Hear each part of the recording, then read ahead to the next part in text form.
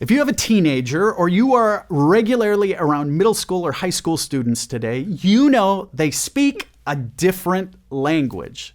They have this language that is all their own. In fact, having two teenage boys around my house, I admit sometimes I have to Google the words that my kids use in order to understand what in the world they are even talking about. For example, the other day my son was telling me this crazy story about something that happened at school. And I said to him, "No way, that didn't happen." And that's when he said, "No cap." Now, at first, I wondered what this had to do with caps or hats.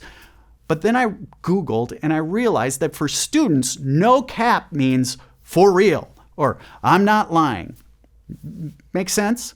Or one time, my other son said, "Dad, that new shirt of yours is drippy." I thought, am I sweating? What are you talking about?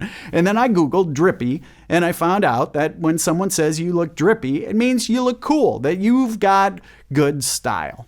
One more example. Another time, I came downstairs and my other son said, "Dad, that outfit is sus." What does that mean?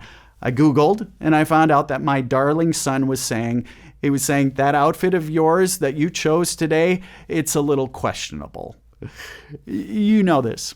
Students have their own language. And as we read chapters 24 and 25 of the book of Matthew, it feels like sometimes, you're reading something that is in a bit of a different language.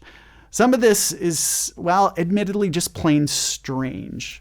What we read in 24 and 25, it's confusing. And maybe you're wanting to go Google and find out what it means. But before you do, let me explain why these two chapters seem odd, as though they're written in a bit of a different language. Now, this section of Matthew, which is filled with Jesus' teaching, is admittedly, it feels out of place in the flow of the story to start. And like the book of Revelation, for much of these chapters, 24 and 25, we encounter a specific kind of literature that was part of that ancient culture. It's odd to us, but it was maybe a little more commonplace in Jesus' day.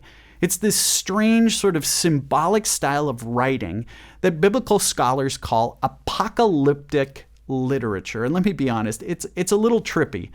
Jesus speaks of the second coming, of the consummation of human history, of the time when all the nations of the earth will be gathered before the Son of Man to be judged. What's this all about?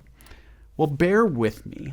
Apocalyptic literature in that day, it always attempted to connect what we experience in human history with what's out there beyond human history. And I'll be honest, again, it's odd. Jesus speaks of the darkening of the sun and the shaking of the powers, of famines, earthquakes, lightning flashes, and rumors of war.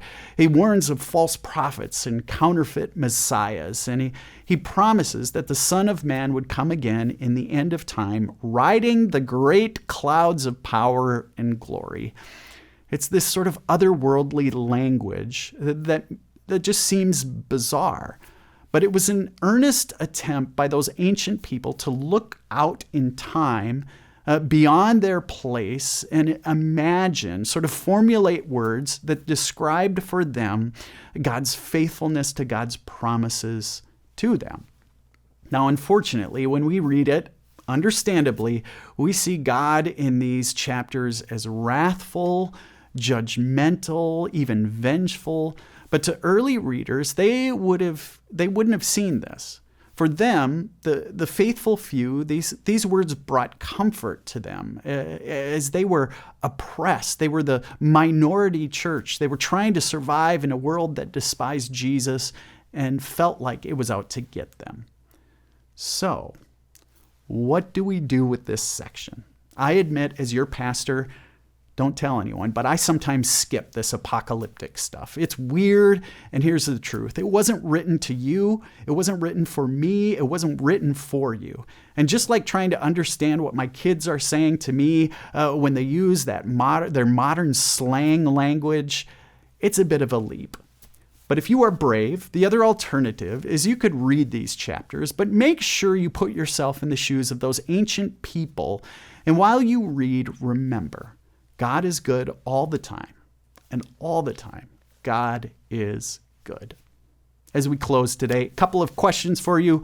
What do you do when you encounter something difficult in the Bible?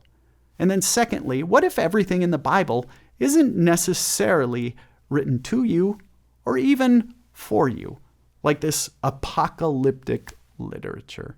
Gang, thanks so much for tuning in.